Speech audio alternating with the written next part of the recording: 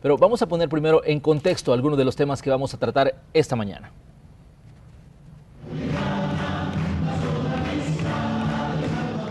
El Partido Arena se prepara para celebrar a finales de septiembre el proceso de elección de sus nuevas autoridades, representadas en el Consejo Ejecutivo Nacional, máxima autoridad del partido y el que tendrá que alistar la maquinaria electoral para las elecciones municipales y legislativas de 2018 y las presidenciales de 2019.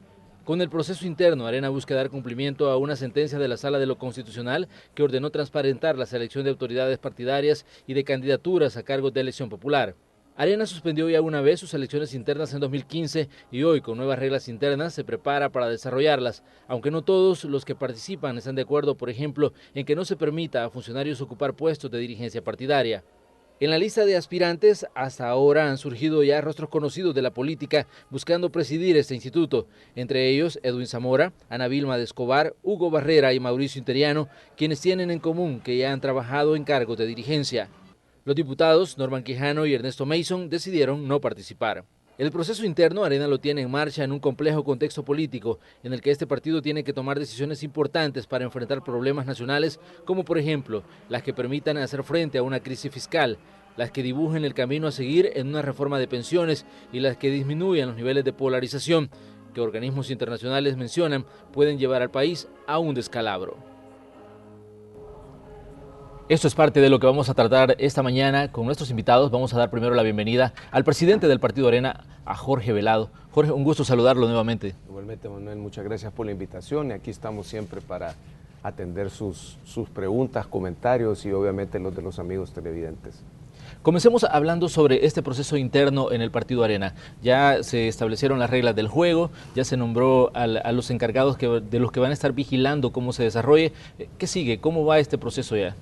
La Comisión Electoral Nacional se juramentó el día de ayer. Bueno, lo que sigue ahorita es un nuevo capítulo que ya es el proceso como tal. La Comisión Electoral Nacional tiene, desde el momento que se le nombra, como dicen los estatutos y el reglamento, un máximo de 15 días para definir ese calendario. Antier que lo juramentamos el día martes, tuvimos la oportunidad de quedarnos platicando un rato y ellos decidieron trabajar todo el día de ayer. Ahí estaban en el partido, tienen una oficina que les hemos asignado y el objetivo de ellos es, antes de arrancar las vacaciones de semana de agosto, presentar ya de una sola vez el calendario y hacer la convocatoria a la elección que los nuevos estatutos dicen de que debería de ser en el mes de septiembre. Así que esperaríamos que, digamos, a más tardar el martes, esta Comisión Electoral Nacional nos dé a todos los areneros ese calendario de actividades y ahí, por supuesto, que indicaría cuándo comienza el proceso de inscripción de candidaturas, cuándo termina, en qué momentos van a ser, digamos, los asignados para la gira, para hacer su campaña, etcétera, y eso lo van a definir ellos, porque es de ellos la responsabilidad a partir del día de antier que lo juramentamos. Hablemos sobre las reglas del juego establecidas el día 24.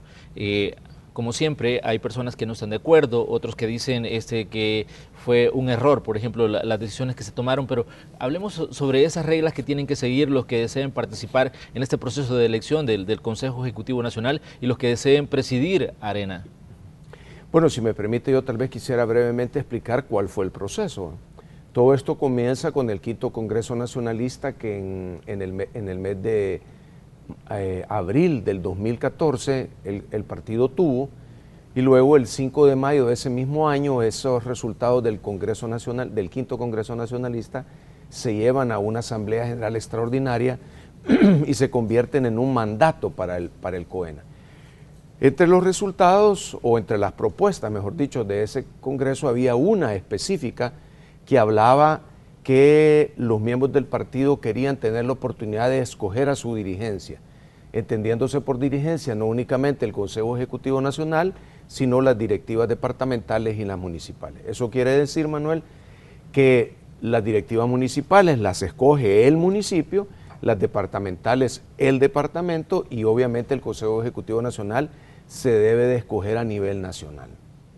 Pero En el ínterin, cuando empezamos a trabajar en eso, aparecen las reformas a la ley de partidos políticos, que además mandan a los partidos políticos tomar algunas acciones. Si bien es cierto, nosotros nos habíamos adelantado ya con las resoluciones del Quinto Congreso Nacionalista, teníamos obviamente que arreglar nuestros estatutos para cumplir con el Quinto Congreso y para cumplir con lo que dicen la ley de partidos políticos.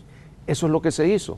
A diferencia de otras oportunidades, yo esta es la tercera vez estando en la dirigencia que participo de una reforma de estatutos. A diferencia de las otras dos, ahora fue mucha más amplia la consulta. La Comisión Política hizo una propuesta inicial, esa propuesta inicial se llevó a los 14 departamentos, hubo una presentación por departamento, participaron alrededor de 3.000 areneros, miembros de la estructura del partido, de la estructura de mando del partido, hicieron sus comentarios, recogimos todos esos comentarios, cada grupo llevaba, digamos, un secretario, y con todos esos comentarios la siguiente semana se preparó, se le agregó a esa propuesta o se le quitó a esa propuesta las cuestiones estas que se habían visto, las que se repetían. Esa misma semana hacemos entrega de una propuesta a los 8 directores de sectores y a los 14 directores departamentales, según un mandato del artículo 143 del reglamento vigente, de los estatutos vigentes en ese momento, aunque solo hablaba de los sectores, pero se los entregamos también a los departamentales y les dijimos, bueno, según los estatutos, ustedes deben de levantar un acta con su gente haciendo sus propuestas. Y así vino otra cantidad de propuestas. Tuvieron 10 días para hacer eso, ese tiempo se venció hace 15 días, hace 2 viernes, y luego la Comisión Política se reúne, hicimos una matriz con absolutamente todas las observaciones, aún aquellas que solo las había hecho un organismo del partido, un sector del partido. Y se revisaron una por una, Manuel. Sí. Algunas tenían más comentarios que otras, algunas tenían comentarios extremos por ejemplo, no queremos que absolutamente ninguna persona de elección popular participe en los organismos de mando, hasta otras que dijeran no queremos que exista ninguna restricción. Y de ahí salió esta propuesta final, que es la que llevamos el domingo a la Asamblea General del partido extraordinaria, en donde obviamente lo que va aquí es el sentimiento de la gran mayoría de los areneros. Yo comprendo que el 100% de los areneros no necesariamente podemos, y me incluyo, estar 100% de acuerdo con todos los artículos. Es normal si esto es una democracia. Pero lo que sí le puedo decir a usted y a los amigos televidentes es que este documento que se aprobó el domingo recoge la mayoría de inquietudes y es, digamos, lo mejor que pudo haber salido de un proceso abierto, democrático, participativo. Tenemos declaraciones que daba ayer el diputado Norman Quijano sobre este proceso interno y él decía que las reglas son las reglas y que ya no hay nada más que hacer. De hecho, él decía de que descartaba por lo menos pues en este momento participar en la elección descartaba participar como presidente o para presidir el Partido Arena. Escuchemos las declaraciones que daba Norman Quijano ayer a uno de nuestros equipos.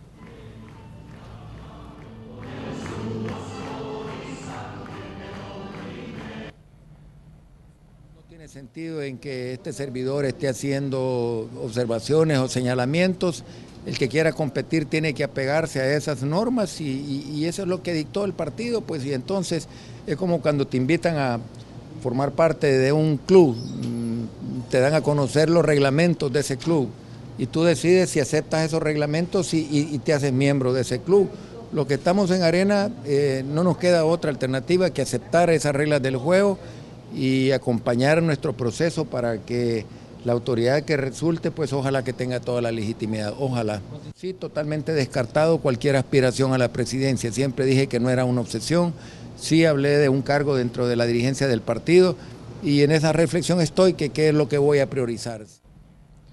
Uno de los puntos que más ha generado reacciones es este de que no se permite a quienes ocupen ciertos cargos en el COENA, no se les permita optar a cargos de elección popular. Tal vez si nos explica cuál es el fundamento y la base de esta decisión, que bueno, ha generado reacciones, e incluso también Ernesto Mason decía de que esto fue un error y que él también desistía de participar en el proceso de elección. Bueno, tal vez es bueno recordar que ninguno de los dos diputados que usted ha mencionado dijeron anteriormente que ellos iban a optar a la candidatura a presidente del partido. Siempre dijeron que estaban interesados en participar y ambos, como lo acabamos de ver del doctor Quijano, dijeron que, bueno, en el caso de él, que no estaba obsesionado con ser presidente del partido y en palabras más, palabras menos, lo mismo había dicho el diputado Mason. Vamos a ver, lo que el partido, lo que las bases del partido han pedido en gran medida es que aquellas personas que el pueblo les ha dado la gran responsabilidad de representarlos, ya sea en la Asamblea Legislativa o una alcaldía, deben de dedicar la mayor parte de su tiempo, o todo su tiempo, mejor dicho, a hacer bien su trabajo. Y para eso obviamente necesitan pues tener la libertad de poderlo hacer. Pero por el otro lado también el partido en el Quinto Congreso Nacionalista, en donde participaron 8,000 personas en la consulta y 1,000 personas el día del evento, también dijeron, miren, es importante que el Consejo Ejecutivo Nacional de igual manera haga su trabajo y no nos quedemos en algunos momentos sin las cabezas principales en el partido. Y voy a dar un ejemplo. Siendo este servidor presidente del partido en las elecciones del año pasado, llegó un momento que nos quedamos 6 de los 15 miembros del COENA trabajando, porque los otros 9 de alguna manera tenían trabajo que hacer territorial por su candidatura.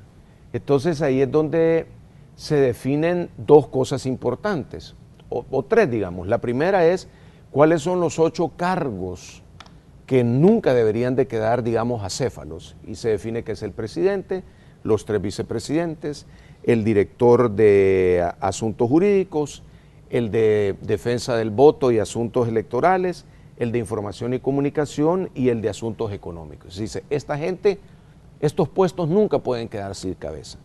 Entonces lo que se dice es, bueno, siendo estos puestos lo más importante, llamémosle, no es que los demás no lo sean, claro que lo son, a estas personas se les va a pedir, como lo dice aquí, que se abstengan de participar en una candidatura. Y así como el artículo 21 dice, se deberán abstener de participar como candidatos a cargo de elección popular, sometidos a elección interna durante el periodo para el que fueron electos conforme a los presentes estatutos y reglamentos respectivos, los siguientes cargos, y se mencionan los 8 cargos. Eso es lo primero. Eso quiere decir que, supongamos, yo no lo soy, pero no lo voy a hacer, pero si yo hubiese seguido corriendo como candidato a la presidencia del partido y gano, yo no pudiera optar a un cargo de elección popular en los próximos 3 años, es decir, ni para alcalde, ni para diputado, ni tampoco para presidente de la República en el 19. Pero además, también este artículo, en su último inciso, dice, para poder dedicar el tiempo necesario para el trabajo partidario, los miembros del COENA, que al ser electos en cualquiera de los cargos del inciso anterior, funjan en un cargo de elección popular, deberán pedir permiso de manera permanente para el periodo electo. Entonces, por ejemplo, si un diputado es diputado y quiere optar a uno de estos 8 de los 15 cargos dentro del COENA, debería de pedir permiso. Ahora bien, este mismo estatuto, deja un transitorio al final que dice que para esta elección no va a ser necesario, dice que no va a aplicar no va a aplicar precisamente este último inciso. O sea, quiere decir que si algún diputado quedara, de presidente del partido, no tiene por qué separarse en esta oportunidad de su cargo. Además que hay una condición especial, la semana pasada, lastimosamente, pues hubo una resolución en donde los diputados suplentes, y ayer la han reconfirmado, no existen. Entonces, ¿cómo le vamos a pedir a un diputado que deje su cargo para entrar al COEN? Entonces se dijo, no, miren, en esta oportunidad no hay ninguna condición. Yo no le llamaría restricciones, Manuel, yo le llamaría condiciones. Ahora, para el próximo, ya a partir del 19, entonces sí se debe de considerar que en esos 8 cargos, porque me imagino que ya el 19 pues vamos a haber arreglado cualquier cuestión necesaria para que los diputados suplentes puedan existir. Esa, digamos, es la, como usted dice, la condición, no es ninguna restricción. De hecho, mire el lenguaje que se utiliza. Se deberán abstener, en ningún momento le está dando un mandato a los miembros de que no lo hagan, se deberán abstener voluntariamente, ¿verdad? Hay un dato que me llamaba la atención, ayer leía sobre lo aprobado el día domingo 24 y decía que la reforma impide también que un presidente de la República pueda presidir el partido. ¿Cuál es el objetivo? ¿Buscan ustedes evitar situaciones que ya se vivieron en el pasado en Arena? Sí, ahora ese artículo, Manuel y amigos televidentes, ya está en los estatutos anteriores, digamos, pues anteriores a estos que se aprobaron el día domingo. Ya estaba, dice que ni el presidente, ni el vicepresidente, ni los designados a la presidencia, ni ningún funcionario del Ejecutivo, ningún funcionario del Ejecutivo podrá ser miembro del Consejo Ejecutivo Nacional. Eso ya estaba y precisamente como usted lo señala y lo ha leído muy bien, lo que se está tratando es de evitar los problemas del pasado en donde básicamente había un COENA que más de la mitad de sus miembros eran parte del Ejecutivo. Entonces, es decir, no había una interacción verdadera, ni tampoco el partido podía en algún momento hacerle señalamientos al Ejecutivo porque el Ejecutivo dominaba el Consejo Ejecutivo Nacional, ¿no? Obviamente ya los aspirantes a la presidencia del Partido Arena han comenzado a lanzar lineamientos de cuál podría ser el campo de trabajo que van a seguir. Algunos hablan de que se va a hacer un giro de llegar a la presidencia, otros dicen que van a renovar, otros que van a recobrar la credibilidad. ¿Cómo ve usted estos mensajes, sobre todo en situaciones que usted está dejando la presidencia del partido? Bueno, mire, yo creo que cada uno de ellos tendrá su propio estilo y su propia promesa, ¿verdad? Si usted me pregunta a mí qué es lo que yo quisiera ver en mi partido, en donde obviamente voy a seguir siendo miembro hasta que Dios me dé vida y mientras le pueda seguir sirviendo en cualquier posición que yo le pueda servir a mi partido, lo que yo le pudiera decir es que yo lo que quisiera ver es que mi partido siguiera en el camino de la renovación continua. A mí me gusta decir que el agua que se estanca se pudre. Un tanquecito de agua puede ser muy lindo, pero en el momento que le cerramos la entrada de agua y la salida de agua se empieza a podrir, se llena de sapitos y bueno, y cuando uno menos siente tiene una cosa pestosa. Nuestro partido tiene que ser un partido que se está renovando constantemente. Y yo diría que en alguna medida este momento es un momento como una decisión entre seguir una línea liberal o seguir una línea conservadora. Yo quisiera que nuestro partido siguiera en la línea liberal, en el buen sentido de la palabra, en donde se respeta a los miembros del partido por lo que somos, es decir, porque somos humanos y porque somos miembros de nuestro partido. Un partido abierto en el cual una gran cantidad de gente puede acercarse y veamos los resultados de las elecciones que tuvimos en el 2015. Nosotros permitimos, de hecho hicimos, si usted se acuerda, un proceso muy similar al que ahora vamos a hacer en septiembre.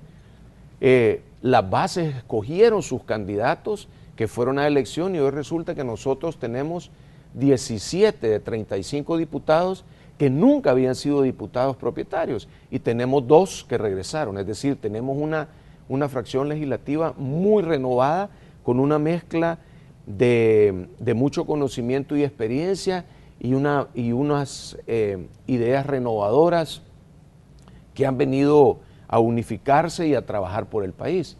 Pues lo mismo deberíamos de pensar que debería seguir sucediendo en instancias como el Consejo Ejecutivo Nacional, en donde hemos venido trabajando también así, ¿verdad? Con personas que tal vez no tenían una exposición tan grande en la dirigencia, en los niveles de dirigencia del partido, pero que sí se han entregado en alma, vida y corazón. Le voy a dar un ejemplo.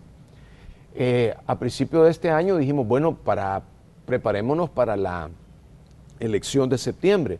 Necesitamos un registro de electores, porque podemos tener nuestra base de datos, y de la base de datos menos quizá como un 20% tiene teléfono, y de ese 20%, cuando empezamos a llamar, de ese 20% solo un 15% mantiene el mismo número de teléfono. Entonces dijimos, bueno, vamos a hacer una base de electores, ¿verdad?, para este proceso. Y empezamos a hacer proyecciones y dijimos, bueno, vamos a tener 23.800 personas. Hicimos la distribución y al principio alguna gente dijo, eso es imposible, que no sé qué. Al día de ayer habían ya más o menos 23.400 personas. Y yo hago un llamado a los amigos areneros que si todavía no están en el registro para poder votar en el mes de septiembre, que se acerquen. Que si no los han buscado, que se acerquen. Y yo estoy seguro que vamos a pasar. Ahora, ¿eso qué es? Eso es el trabajo de una dirección del partido que se llama, es la Dirección de Estadísticas y Afiliación, en este caso Leonide Valdés, que ha hecho una cosa espectacular. Entonces yo siento que cuando nosotros tenemos, cualquier partido, cuando tiene en su dirigencia gente que se dedica a trabajar, las cosas caminan bien. Yo estoy seguro que la Comisión Electoral Nacional también va a hacer un súper trabajo para el proceso. Eso es lo que estamos buscando, tener un equipo que trabaje. Cada uno de los candidatos, que hasta ahorita nadie es oficial, porque van a ser oficiales hasta que se puedan inscribir, van a hacer sus ofrecimientos y los areneros vamos a escoger entre las diferentes ofertas que ellos hagan. Bueno, pero ya podemos mencionar algunos nombres de quienes están interesados, por ejemplo, en presidir el partido. Escuchamos declaraciones de Hugo Barrera, teníamos declaraciones de Ana Vilma de Escobar, de Mauricio Interiano. ¿Cómo ve usted esta nómina de estos nombres que hemos mencionado? Bueno, yo creo que, gracias a Dios, en la Alianza Republicana Nacionalista hay mucha gente que puede optar al cargo de presidente del partido y a ser miembros del Consejo Ejecutivo Nacional. Nosotros en Arena tenemos gente que tiene mucha experiencia, digamos, ganada a través de los años en el servicio público, pero también tenemos mucha gente que ha trabajado directamente en las estructuras del partido. Usted ha mencionado 3 personas, Don Hugo, Ana Vilma, Mauricio, Edwin, que también ha salido. Edwin también, Edwin Zamora se nos había quedado ahí. De los 3 que yo he escuchado que públicamente han dicho que sí van, son Don Hugo, Edwin y Mauricio. Esos son los 3 que yo he escuchado públicamente. Ana Vilma he escuchado que sí, que no, en algunos momentos que sí, pero que quería verlos. Habría que preguntarle si ahora está interesado. ¡Qué bueno! Excelente, porque eso quiere decir que nosotros en Arena podemos tener 3, 4, 5 planillas para que los areneros puedan escoger o podamos escoger entre ellos. Y esa, de nuevo, es parte de la riqueza de la democracia. Usted acaba de ver otro partido político que recientemente tuvo una subelección interna que ni siquiera dio la oportunidad de que hubiese más de una planilla. De una vez llevaron una planilla y se acabó. Y por cierto, hoy los estatutos también regulan qué sucede si solo hay una planilla, porque se puede dar en algún momento. Yo felicito a las personas que usted ha mencionado y además motivo, incentivo a otras personas a que también conformen su planilla y que traten de ver. A veces es bien fácil ver el partido desde afuera, ¿va? Cuando uno está en las graderías es bien cómodo, ¿va? Con su hot dog, con su cervecito, su gaseosa, estar diciendo cómo deberían de jugar. Lo difícil es estar allá adentro en la cancha, y como voy a utilizar una expresión del mayor Dahuizón cuando él decía, la culpa no es de los que se equivocan, sino de los ausentes. Entonces yo invito a los amigos que quieren realmente ser parte de esta reformación en la política salvadoreña a que dejen la posición cómoda y que no se queden del lado de los ausentes y se metan a trabajar. A medida se van conociendo los nombres, pues ya algunos diputados han expresado simpatías. Tenemos declaraciones de René Portillo Cuadra para ver qué fue lo que nos dijo sobre este proceso de elección interna en Arena. Por supuesto me quedo con Mauricio Interiano, quien realmente representa la renovación dentro del partido. Es una persona que ha venido trabajando constantemente en la estructura partidaria desde el Consejo Ejecutivo Nacional. Mauricio es una persona que representa a los jóvenes dentro del partido, que representa esa sangre fresca que necesita Arena para profundizar la democracia interna, y creo que Mauricio será el próximo presidente del CONE. Bueno, ahí teníamos las declaraciones de René Portillo Cuadra, el diputado, hablando sobre este proceso de elección interna. ¿Usted tiene algún favorito dentro de los que ya están perfilándose como posibles aspirantes a la presidencia, o se mantiene mejor separado, o no decir a quién apoyaría en determinado momento? Es decir, mi posición es una posición, digamos, crítica, en el sentido de que cualquier cuestión que yo pueda manifestar pudiera de alguna manera influir directamente en uno, para bien o para mal. Porque quieras o no, pues en el partido, al igual que en cualquier organización, la figura del presidente tiene bastante injerencia. Así que yo me voy a mantener al margen de las declaraciones públicas al respecto de los candidatos. Lo que yo sí le puedo decir, y lo vuelvo a insistir, es que yo veo en todas las personas que se han mencionado una gran capacidad. Yo veo entre las personas que se han mencionado grandes posibilidades de ser. Y en lo personal, desde ya mi compromiso es a esa persona, cuando se conforme, no se conforme, sino que cuando se elija a ese presidente y a toda su planilla, definitivamente como una persona que ha sido toda su vida institucional al partido, yo estaré ahí para seguirle apoyando al partido y obviamente apoyando a esa persona. Y en lo que yo le pueda servir, si la persona considera que mi experiencia puede ser útil, seguramente que voy a estar cerca. Hay ahora entre las reformas una posición abierta dentro de la comisión política para el presidente saliente del partido, eso es en la comisión política, y esa posición pues yo tengo la opción de aceptarla, pues, y si así lo hiciere, pues de una manera modesta y desde esa posición podré apoyar a cualquiera que sea. Hay un aspecto importante que creo yo que no debemos de pasar por alto, porque el Consejo Ejecutivo Nacional, que se elige en septiembre, tiene un trabajo grande, porque vienen las elecciones municipales y legislativas de 2018 y las presidenciales de 2019. ¿Cuáles son las proyecciones para usted como el presidente saliente de Arena en cuanto al trabajo y los resultados que esperan, por ejemplo, para esos procesos electorales?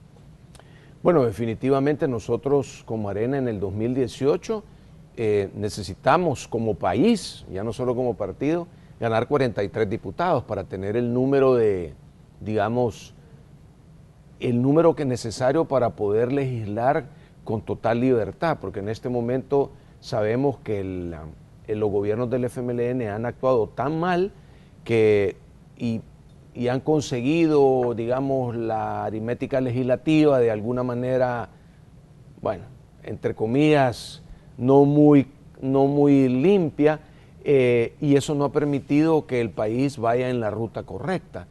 Entonces, los areneros lo que necesitamos para poder sacar a El Salvador adelante es tener 43 diputados. Por supuesto, tenemos que sobrepasar las 150 alcaldías, hoy tenemos 132, y en el 2019 la proyección es ganar la presidencia de la República. Entonces yo creo que el candidato, o más bien los areneros, tenemos que encontrar entre esos candidatos a aquel que esté, digámoslo así, mejor preparado o que tenga el mejor plan para lograr esos objetivos.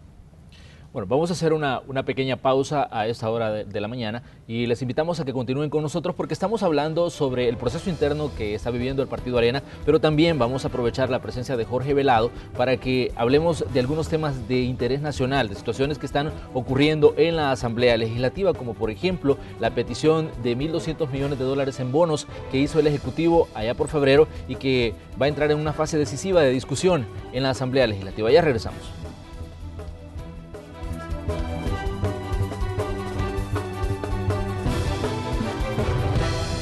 De Hechos AM, esta mañana hemos estado conversando con el presidente del Partido Arena, Jorge Velado, sobre el proceso de elección interna que está llevando adelante este instituto político. A nuestra conversación se suma Celina de Ávila, quien es la vicepresidenta de ideología de este partido. Celina, tal vez rápidamente si nos dice cómo ve usted este proceso interno que ha llevado Arena y que va a culminar en septiembre con la elección del Consejo Ejecutivo Nacional. Bueno, muchísimas gracias, muy buenos días. Bueno, la verdad que yo creo que Arena acaba de dar un paso muy importante en su modernización, un paso muy importante hacia preparar el partido de cara a las elecciones del 2018 y 2019. Creo que ha salido muy bien, la gente está contenta, fue un proceso con mucha participación, participaron, creo que Jorge lo ha de haber mencionado, alrededor de 3.000 personas en la consulta que se realizó en el tema de los estatutos, y creo que el partido está con unos estatutos con reglas claras y está definitivamente ya con la maquinaria necesaria y con la estructura necesaria de cara a ganar las elecciones. ¿Usted estaría dispuesta a seguir siendo parte del Consejo en el futuro? Realmente no sé todavía, pero sí definitivamente que siempre estamos con la voluntad de ayudar en todo lo que se pueda al partido y ayudarle principalmente a mi país. ¿O estaría dispuesta a correr por una candidatura de elección popular? Tampoco está dentro de mis planes del futuro inmediato, realmente. Ya tenemos en la familia a un funcionario público. Bueno, le queremos invitar también a ustedes que nos están sintonizando a que participen en Facebook con nosotros, porque también, como les decíamos, vamos a hablar de algunos temas que se están moviendo en diferentes ámbitos de la vida nacional. En la encuesta que estamos realizando en Facebook estamos preguntando ¿qué piensa usted de que la Sala de lo Constitucional haya decidido no reconsiderar la resolución que eliminó la figura de los diputados suplentes en esta legislatura? Más adelante vamos a conocer algunos de los comentarios que nos han dejado las personas que están participando a través de esta red social. Ahora vamos a conocer, bueno, qué piensa Jorge Velado y qué piensa Celina Ávila sobre lo que está pasando, por ejemplo, con esta figura de los diputados suplentes. ¿Era algo que esperaba usted ya, Jorge, lo que ocurrió con lo que dijo la sala ayer, en el sentido de que no iba a dar marcha atrás en la decisión tomada en cuanto a la figura de los diputados suplentes? Mire, era una situación que no tenía, digamos, un antecedente. Es decir, yo no soy abogado, pues puedo equivocarme en mi valoración, pero entendería que nunca antes la Sala de lo Constitucional ha reconsiderado ante una, digamos, ante una solicitud que se haga, porque pareciera de que no existe dentro de nuestras leyes la posibilidad de que alguien se ampare a una resolución ya tomada por la Sala de lo Constitucional.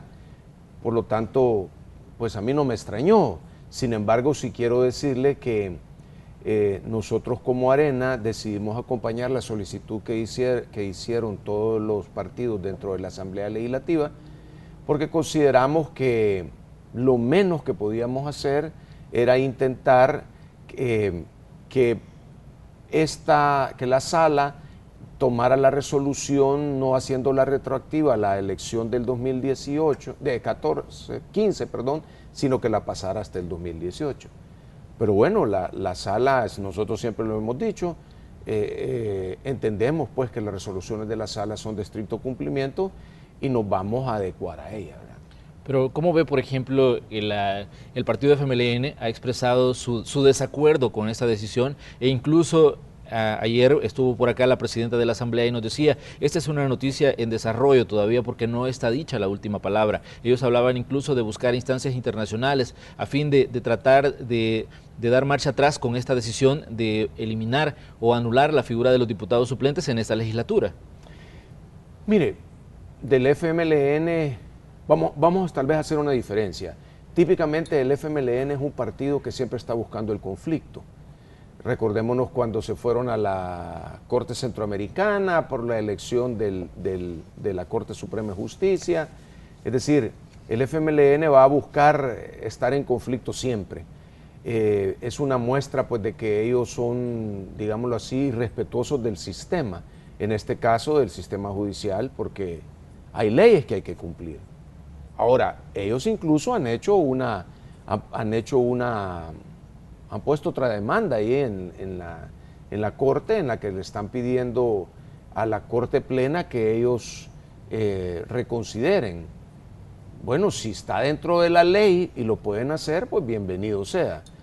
En nuestro criterio, lo que tenemos que hacer es pensar ya cómo vamos a legislar para que la figura de suplentes se mantenga a partir del 18. Hay que discutir mucho, yo creo que ojalá la discusión fuera abierta, porque habría que considerar, por ejemplo, cuál es el número de diputados suplentes ideal para tenerlos en la Asamblea Legislativa. Algunos dicen debería de ser 1 por 1, es decir, si somos 84 diputados, como lo era hasta este momento, pues 84 suplentes. Algo otros dicen no, tal vez lo que hay que tener es un porcentaje, que 25% del número de propietarios, eso es discutible. Ahora, lo único que yo sí coincido con los otros partidos políticos es que por la forma en que trabaja nuestra Asamblea Legislativa, es un trabajo de todo el tiempo. La Asamblea Legislativa en Costa Rica, me puedo equivocar, pero entiendo que tienen un receso de 4 meses. El Congreso en los Estados Unidos tiene receso. En El Salvador, la Asamblea Legislativa históricamente ha sido súper activa.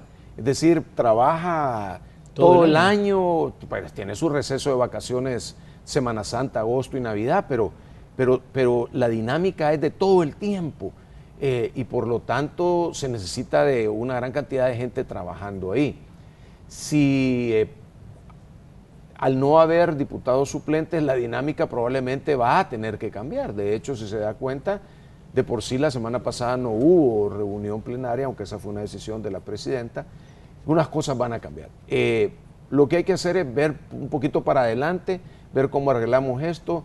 Los diputados se la van a ver, y en general el pueblo salvadoreño se la van a ver difícil en lo que queda de este periodo, porque probablemente no se va a lograr trabajar como se venía trabajando. Y por otro lado, pues también pues nosotros nos solidarizamos con nuestros diputados suplentes, pues porque al fin y al cabo sabemos el esfuerzo que ellos han hecho y el trabajo que realizan.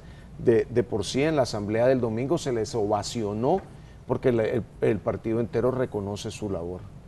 Ya vimos, por ejemplo, a los diputados suplentes del FMLN presentando recursos. Ayer vimos a la gente de Gana también haciendo lo mismo. ¿Qué va a pasar con Arena? ¿Presentarían ustedes un recurso también pidiendo una reconsideración o un amparo? No está en nuestros planes hacer eso, a pesar de que, como les dije anteriormente, apreciamos el trabajo de nuestros diputados suplentes y consideramos que el trabajo en la Asamblea se va a estancar un poco a falta de ellos, pero hasta este momento no está en nuestros planes hacerlo y no creo que lo vayamos a hacer. Estamos hablando sobre temas de interés nacional. Celina, ¿cómo ve usted el rumbo que está tomando el país y la discusión? Todos los temas que están a raíz de las decisiones tomadas por la Sala de lo Constitucional, el problema fiscal que ya ha venido en crecimiento y que parece que estamos llegando a una encrucijada en el que las fuerzas políticas tienen que ponerse de acuerdo. ¿Cómo ve usted desde su cargo ahí en el COENA la situación y el rumbo que está tomando El Salvador? Bueno, realmente a raíz de todas estas resoluciones de la Sala, se ha venido a complicar un poco el panorama del país. Creo que no era el momento oportuno porque ahorita el país está con unos problemas terribles en el tema de seguridad, en el tema de salud, en el tema de educación, en el tema fiscal, que vemos que estamos ante un hoyo financiero. Los problemas del país realmente necesitan toda nuestra atención y necesitan que los atendamos y nos juntemos a dialogar para ver cómo los resolvemos. Y no enfrascarnos en otros temas como el tema de los diputados suplentes, el tema de la derogación de la ley de amnistía. Entonces, yo sí siento que es el momento de que hagamos un alto y que verdaderamente nos sentemos a resolver los temas de país. Creo que es muy importante ahorita el enfoque en toda la problemática fiscal y de que tomemos medidas serias, que el gobierno realmente acepte la situación en la que está y que tomen medidas serias para corregirlas. Como Arena hemos hecho muchas propuestas, venimos haciendo propuestas desde hace varios años, cuando la situación todavía no había llegado a los límites que ha llegado, en materia de ordenar las finanzas, de que mejoren o racionalicen el gasto.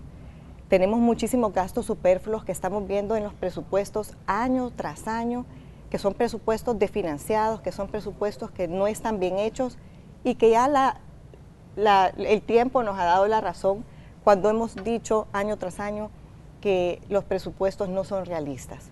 Entonces creo que es un momento en que el gobierno tiene que tomar la decisión de verdad tomar las riendas y ver cómo se solucionan todos estos problemas. Vemos una situación complicada para el país, pero todos tenemos la voluntad de apoyar esas soluciones que se necesitan y yo creo que para ahí vamos. La falta de fondos se ha convertido en uno de los problemas más grandes. De hecho, el ministro de Hacienda, Carlos Cáceres, daba declaraciones el día de ayer y hablaba de la urgencia de aprobar los 1.200 millones de dólares que ha solicitado el Ejecutivo desde febrero pasado. Vamos a escuchar qué fue lo que dijo sobre este tema. Si aprobáramos los bonos con la urgencia debida, yo tenía la ilusión que hoy día se aprobaran. Y yo les he ofrecido a la comisión trabajar todo el mes de agosto en la formulación de la ley de responsabilidad fiscal. La ley de responsabilidad fiscal es importante porque lleva un ordenamiento de las finanzas públicas y lleva también lo que se llama el ajuste. El ajuste es los ahorros de gasto y los aumentos de ingreso. Trabajar para que en el mes de agosto esté terminado, de manera que yo pudiera trabajar en el mes de septiembre para que ya las cosas que están en la ley vayan a incorporarse en el presupuesto que por Constitución tengo que entregar el 30 de septiembre. El ministro hablaba de la urgencia, de la necesidad que tiene el Ejecutivo de estos fondos, pero Jorge, yo me acuerdo la última vez que usted estuvo con nosotros acá, nos dijo de que no iban a dar esos votos porque consideraban de que había una serie de situaciones que no les parecían. ¿Ha cambiado su posición desde la última vez que hablamos en torno a esta petición de fondos del Ejecutivo a la Asamblea Legislativa? Mire, lo que acaba de decir el ministro Cáceres, lo que ustedes acaban de poner, esa película ya la vimos una vez. Es más, de hecho yo le iba a preguntar si esas eran las declaraciones de ayer o eran de septiembre del 2012. Esas fueron, si buscáramos las declaraciones del ministro en esa época, fueron exactamente las mismas. En aquel momento eran 800 millones, sí que necesitamos 800 millones y nos comprometemos que en 30 días vamos a tener una ley de responsabilidad fiscal. Mentira. El FMLN le mintió, no a Arena, al pueblo salvadoreño. Ese acuerdo lo firmamos todos los secretarios generales o presidentes de los partidos. Yo no era presidente, pero me tocó firmarlo porque el presidente Cristiani estaba de viaje. Lo firmó él, lo firmó Hato Asbun, y el acuerdo era, aquí hay 800 millones, los primeros 400 los utilizan como ellos ya habían decidido, los segundos 400 van a llegar a la Asamblea Legislativa, pero antes va a haber una ley de responsabilidad fiscal, y la ley de responsabilidad fiscal ahora en octubre va a cumplir 4 años de estar en deuda. Entonces, repito, esa película ya la vimos. Nosotros, que quede claro, no le vamos a aprobar al gobierno ni un tan solo centavo antes de no tener una ley de responsabilidad fiscal y antes que lleguemos a ciertos acuerdos. Celina ya lo mencionaba, hay un hoyo fiscal, tenemos que ver cómo se va a usar el dinero, porque fíjese que ahí el ministro está hablando de 1.200 millones, pero los 1.200 millones, ¿para qué son? Son para meterlos a la caja y para tapar el hoyo que ya tienen, pero están pidiendo cerca de 800 millones en préstamos. Ahí hay de todo, ¿verdad? Por supuesto, hay préstamos para carreteras, pero también hay préstamos para otro montón de cosas. Todos son necesarios, dicen ellos. Bueno, la pregunta es, ¿le alcanza el dinero al país? A mí me gusta poner el ejemplo de la casa. Usted puede ser que le diga a la señora, mira, necesitamos cambiar el techo porque hay goteras, pintar las paredes, la refrigeradora. Hay que dar prioridad porque no nos alcanza para todo. Ahorita es el techo porque estamos en época de lluvia y si no se nos va a inundar la casa.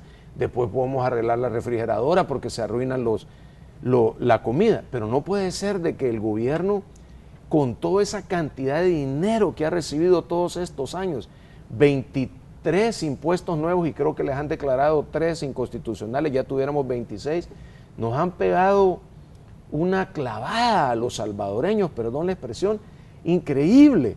Es decir, los salvadoreños ahora no nos alcanza a la gran mayoría el dinero para vivir como vivíamos antes, porque este gobierno se ha quedado con una gran parte de él y todavía nos dice que no le alcanza. Entonces, ¿qué hacen el dinero? ¿En qué se lo gastan? ¿Por qué no priorizan? Nosotros no podemos seguir sacrificando al pueblo salvadoreño. Al pueblo salvadoreño lo que le puedo decir esta mañana es que nosotros estamos ahí para defenderlos. ¿Han planteado ustedes al gobierno incrementar el IVA, hacer despidos en el sector público? Porque de hecho hubo un cruce de declaraciones entre usted y el secretario de Comunicaciones, donde mencionaba de que Arena le había hecho esta propuesta para reducir el gasto del gobierno. ¿En algún momento ha surgido esa propuesta? No, mire, yo lo dije claro, y no sé si después Eugenio Chicas contestó, pero yo lo dije claro el día martes. las declaraciones de Eugenio Chicas en la mañana son total y absolutamente falsas. Bueno, nos metí ahí junto con ANEP y creo que con FUSAES en esta situación. Nosotros como Arena hemos sido sumamente responsables. El 15 de marzo, es decir, hace más de 4 meses, nosotros llegamos donde el presidente de la República, en presencia de Hato Asbuni, en presencia del ministro Cáceres, y le entregamos una propuesta que contenía 9 puntos. Esos 9 puntos, el último punto era la manera, digamos, los tiempos o la forma en que se podían aprobar 600 millones, que era lo que entonces pedían. Ahora ya piden 1.200. Y en los otros 8 puntos habían cuestiones claras, como por ejemplo llegar a un acuerdo, lo que se conoce como un acuerdo stand-by con el Fondo Monetario Internacional, que simple y sencillamente poner las reglas del juego para el manejo de las finanzas públicas. Pedíamos que se echara a andar de inmediato, o más bien que se aprobara, porque no está aprobada, una ley de responsabilidad fiscal que cumpliera precisamente con la opinión del Fondo Monetario Internacional. Hacíamos una propuesta de ahorro, pero la propuesta clara nuestra habla de reducir el 5% en el gasto, habla de congelar plazas, nunca habla de eliminar plazas. Es más, claramente le dijimos al presidente, mire, por supuesto que esto no incluye ni seguridad, ni educación, ni salud, ¿verdad? Porque son temas. Hablaba de reducir viajes, de reducir publicidad. En ningún momento nosotros hemos hablado de subir 1 o 2 puntos al IVA.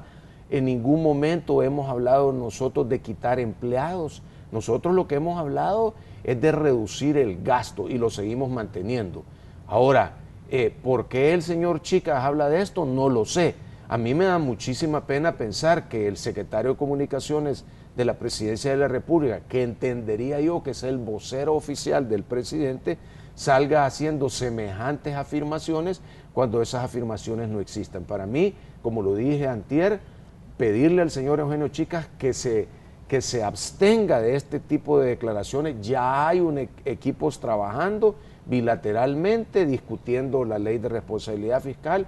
Y por favor, señor Chicas, no estorbe, si no va a ayudar, no estorbe. Si el presidente no lo puso a él en esa comisión de diálogo, pues hombre, él sabrá por qué. Entonces que deje a sus amigos, compañeros de partido y de gobierno trabajar y que no nos esté acusando de cosas que no son ciertas. ¿Pueden interferir en los acercamientos partidarios este tipo de declaraciones o este tipo de situaciones que se plantean a partir de esas observaciones que hacía Eugenio? Mire, claro que sí, ¿verdad? Porque estamos ahí con la mejor intención, ¿verdad? Tú lo decías, Celina, todos tenemos la intención de hacer las cosas por el bien del país, por el bien de los más necesitados del país. Pero que una persona se quiera aprovechar políticamente de algo no es justo. Es decir, yo creo que lo que él está haciendo es empezando a asustar como decimos aquí en El Salvador, con el petate del muerto, ¿verdad? Después, probablemente ellos ya tienen entre sus planes aumentar el IVA y empezaron a hablar hasta de un IVA escalonado, para unas cosas sí, para otras cosas no. Y entonces lo que quieren es que cuando ellos lo tengan que hacer, decir, no, es que esta fue propuesta de otro. Hay que ser responsables, Ellos no han querido asumir su responsabilidad y es hora que la vayan asumiendo. Celina, se ha comenzado a hablar de una ley de reconciliación también a raíz de la derogación de la ley de amnistía, y también se hablaba de disminuir los niveles de polarización. ¿Cómo ve usted esta situación y estas propuestas que están surgiendo a raíz de las resoluciones emitidas por la Sala de lo Constitucional el pasado 13 de julio?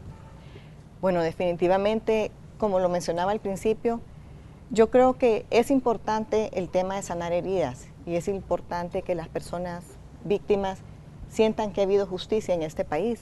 Yo creo que el tema de la derogación de la ley de amnistía es bien complicado porque más allá de los casos que que hayan salido en la Comisión por la Verdad, hay muchísimos más casos en este país de temas que no quedaron resueltos, heridas que quedaron abiertas. Y en aquel momento que se firmó esa ley, que se firmaron los acuerdos de paz, toda la idea era parar esa gran cantidad de muertes que se estaban dando día a día. Y esos crímenes de guerra que se daban todos los días y que quiera que no, a eso se dedicaba la guerrilla. O sea, durante muchísimos años la guerrilla todos los días cometía crímenes de guerra y no hay un caso que haya pasado por el sistema judicial. Entonces, heridas abiertas hay por todas partes. Pero yo creo que tenemos que agarrar conciencia todos los salvadoreños que lo que este país necesita ahorita precisamente es que trabajemos para sacar este país adelante, que resolvamos el tema de inseguridad en el que estamos viviendo y en el que vemos que tenemos muertos como que estuviéramos en la guerra de los años 70 y 80. Creo que es importante sentarnos a ver otra vez cómo llegamos a esa reconciliación, cómo logramos sanar esas heridas que obviamente no están cerradas todavía y que cómo hacemos que prevalezca la justicia en este país sin meternos en un proceso imparable de acusaciones y meter al país otra vez en un tema de conflicto social y en un tema de profundizar, digamos, la polarización y profundizar esa división que tenemos los salvadoreños. Creo que es hora de ver hacia adelante y de realizar que el país tiene muchísimos problemas que necesitan toda nuestra atención. Bueno, yo les quiero agradecer que hayan venido a acompañarnos. Jorge, como siempre, muchísimas gracias por haber aceptado nuestra invitación. Celina, también un placer que haya estado con nosotros. Al contrario, Manuel, muchas gracias a usted siempre por la invitación y a los amigos televidentes. Hoy me hacían la broma cuando íbamos entrando. Estábamos haciendo el chiste que en este último año he venido más veces yo aquí a su programa que algún diputado del FMLN a las reuniones a la Asamblea Legislativa. Bueno, así llegamos al final de esta entrevista. Les agradecemos a ustedes su sintonía y por supuesto les invitamos desde ya a que continúen con Canal 12 porque ya viene la segunda parte de Noticiero Hechos.